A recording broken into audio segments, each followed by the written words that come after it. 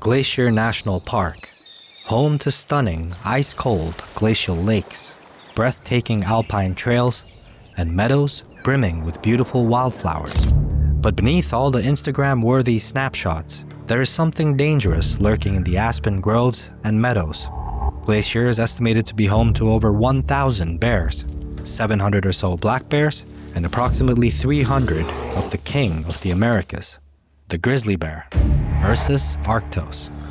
With 4-inch claws, a bite force strong enough to crush a bowling ball, and a top speed of a whopping 35 miles per hour, they've come by that title rightfully. As rare as grizzly attacks on humans are, the ferocity of those attacks has landed grizzlies with a kind of haunting infamy, one they won't be shaking anytime soon. And in the park's history, much of that infamy comes from stories of the fatal attacks in Glacier National Park. There's only been 10. Yet, these attacks live in the nightmares of many. One of these nightmares began on October 3rd, 1992. And she's right there, and I thought for sure this bear is going to eat me. Buck Wilde has never been a stranger to the dangers that grizzly bears pose. In his 30s, he quit his prolific job as an electrical engineer contracted by the CIA and turned to the great outdoors, giving up everything to be a wildlife photographer. The animal that immediately captured his heart from behind the lens was the grizzly bear, specifically the grizzlies located in Katmai National Park, which are known for being more tolerant and docile than their counterparts in other areas of the world. The steady supply of salmon and rich food sources of the Katmai ecosystem means they don't have to be particularly predatory or territorial. But in Glacier, things are very different, especially as fall is turning to winter and bears are forced to put on the pounds before hibernation. Buck knew this, and he came to Glacier prepared. Eager to get some bear photos to sell, he set out to an area that he knew they frequented, the Loop Trail, a 4-mile trail with a 2,600-foot elevation gain up to the Granite Park Chalet, a backcountry lodging spot. It is one of the wildest, albeit most beautiful trails in the entire park, and Buck didn't have to wait long to find exactly what he was looking for. As dawn rose over the chilly October morning, Buck enjoyed breakfast at the Granite Park backcountry campsite. Despite his name, he wasn't as wild as you'd expect when it came to bear safety. As he ate, he spotted a cub racing through the woods. Then, somewhere in the underbrush, the woof of the mother bear following behind. He waited, still and silent, for several minutes, allowing the bears to press on. Then he did exactly what he should have to keep himself, as well as the bear, safe. He took all of his scented items, including his food and toiletries, and strung them up in a tree. Then he grabbed a can of bear spray, his camera, as well as his backpack before journeying on. At that point, he was about 15 minutes behind the bears, but to him, that was the perfect place to be. Far enough back to lower his chances of surprising the bears, but close enough to be able to follow their trail. His livelihood depended on getting pictures of these bears, and with the bear spray in hand as a deterrent and years of experience under his belt, Buck felt comfortable with what he was walking into. However, if he had known what was to come, he wouldn't have taken another step. Buck was scouring the trail as he walked, fully alert. He scanned the thick trees and brush on the edges of the alpine trail, looking for any signs of a bear. But what he found was the last thing that he expected. Lying in the dirt in the center of the trail was a blue baseball hat. Buck froze as an icy feeling crept through him. This wasn't right, and as he proceeded to search the surroundings, he would stumble upon even more evidence of what he feared the most. At the edge of the trail, a red backpack, a camera, and a tripod had been abandoned, and there were drag marks in the dirt. Knowing he'd likely stumbled on an attack site mere minutes after it happened, he backed down the trail about 30 yards. That's when things got worse. At the edge of the trail, there was a flash of red. A pool of blood, over a foot wide, sitting on top of the soil in a still warm blob. It was at this point that Buck knew just how unsafe he was. Firstly, he knew that the grizzly he had seen had cubs. There's a reason the phrase mama bear exists. Unlike black bears, grizzly bears are known to defend their cubs, even if it means facing their own death. The bear he had seen had at least one cub to protect. Then there was the time of the year. With hibernation on the horizon, and their survival depending on how much weight they can put on before then, bears are often willing to take bigger risks than ever to get food.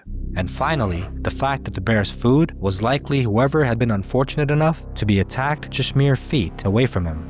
If the bear was feeding on the carcass, Buck didn't doubt for 1 second that she would be trying to defend her kill. Yet, he had to know if the victim was still alive. He was faced with an impossible problem.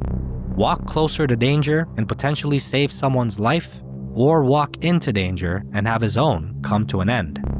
Bravely, Buck tightened the grip around his bear spray and followed the trail back into the woods. As he did, slowly, his senses heightened, and he found himself following a path of horrific destruction. First, he came across ripped pieces of clothing, then coins glistening with specks of blood, and finally, mixed in amongst the wreckage, pieces of torn human flesh. His stomach was tight. He felt like he could hear every single blade of grass rustling, every bug scampering through the underbrush. He knew that at any moment, the low huff of a grizzly might be all he got as a warning. But that noise never came. Instead, the sight of a man lying on his side did. Most of his skin had been torn away from his leg, thigh, butt, and arm. His eyes were closed. Buck raced to his side to take a pulse, but with adrenaline racing, he couldn't be too sure whether he'd felt one or not. Regardless, he wanted to do all that he could to try and keep the man alive, just in case there was at least some life left in him that he was still managing to cling on to. He ran back to his backpack, digging through to see if he could find a jacket to cover the man with. At the least, it would keep him warm and offer his wounds at least a tiny bit of protection. But in the 2 minutes it took him to grab the jacket and return to the wounded man, he was gone. In his place was a trail of blood and drag marks from the bear. The trail descended deeper and deeper into the dark woods. Now, Buck knew with certainty that the bear wasn't just protecting her cubs, she was hunting. He cautiously made his way back to the trail, knowing that there wasn't much hope in attempting to save this poor person now. But if anyone else disturbed the bear feeding, it could result in even more deaths. Buck couldn't let that happen. He left a note on the trail, along with a can of bear spray. That note read, "Help. Discovered signs of bear mauling about a quarter to a half mile down from chalet backcountry campsite. Followed another quarter mile and found body. He was in bad shape, but alive. Went back to get coat to cover him, but body was gone. Met people here. I plan to stay here for 2 reasons. 1, to turn people back toward Logan's Pass, and 2, to take National Park personnel to the spot that I saw the victim last.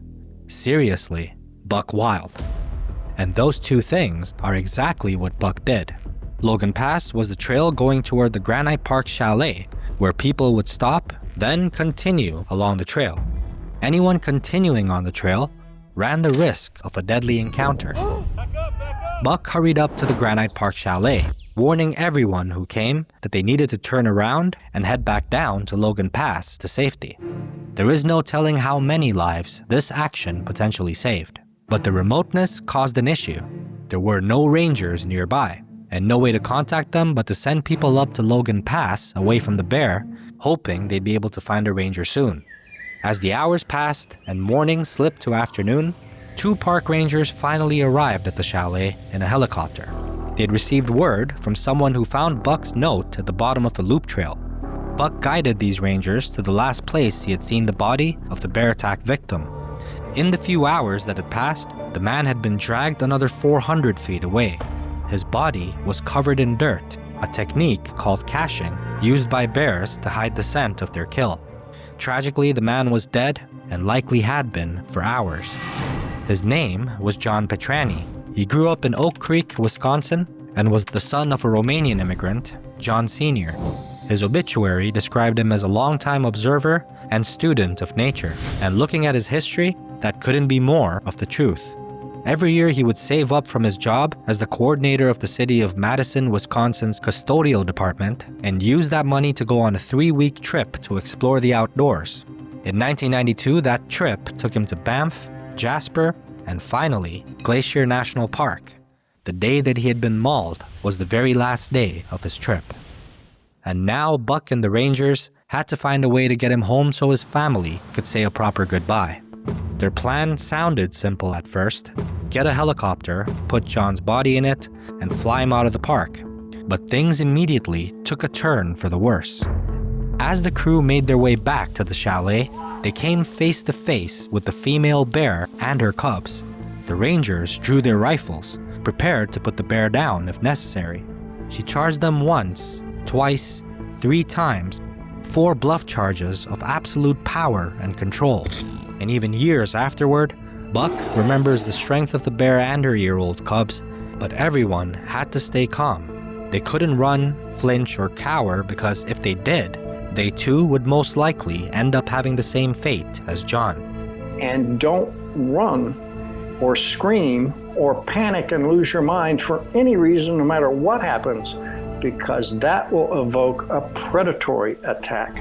One of the rangers, Charlie Logan, remembers having his finger on the trigger of his gun. In his mind, one thought played over and over: if she steps toward me, I'm gonna fire.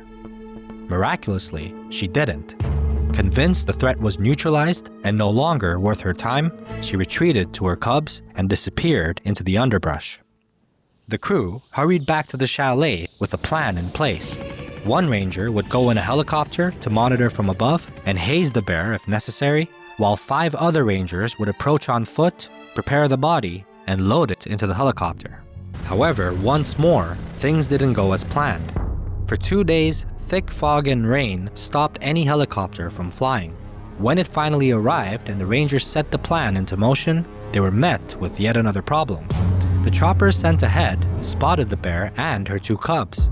Wanting to haze them, the pilot swept down, flying low over their heads. Usually, just the sound of a helicopter is enough to scare a bear off. But this bear continued, undeterred, heading straight for the rangers on their mission. In a scramble, armed if necessary, the 5 rangers on the ground prepped John's body. They managed to get him in the helicopter and take off, sailing high above Glacier National Park. Meanwhile, his family in Wisconsin was preparing for the long journey to Montana to identify his body. Tragically, they had already suffered several losses. In 1975, John's brother Paul died in a motorcycle crash on the Angeles Crest Highway in California, and for an entire year, his family had no idea what had happened to him. They not only knew what had happened to one of the Petryani boys, but they also got a farewell. The day the family was set to travel to Montana, they received a postcard from John. He had sent it just days before his death, when he was in Kalispell. Seeing the letter was bittersweet, as was the fate of the bear. Park officials determined that John had likely accidentally startled the bear, resulting in a defensive attack. However, they believed that due to the time of the year, this turned into a predatory attack. After 9 days of searching, rangers managed to find the bear and the cubs that they believed were responsible for John's death. The mother grizzly was much smaller than she should have been for that time of the year, and she had a rotten tooth, which likely contributed to her preying on a human rather than her typical food sources. While it may seem cruel to put the bear and her cubs down, the liability that bears who have attacked humans pose is just too great. And Buck was shaken from the ordeal, would regardless not let this stop his love of nature. And in the decades since, he worked with BBC, PBS, and National Geographic as a wildlife behaviorist, photographer, and cinematographer. And despite what he's seen, he still firmly believes that the beauty of nature is worth every second of the danger. If you found this episode interesting, then our previous episode about a man who was eaten whole by a great white shark is likely to do the same. You can find it at the end screen of this video. If you'd like to show your support, then super thanks are appreciated, and you can also become a channel member for priority reply to comments, as well as some other perks like some cool stickers that I put together for you all. So if you'd like, you can show your support that way. Thank you for all the early support in this brand new channel's early life. This is Animal Al. Till next time.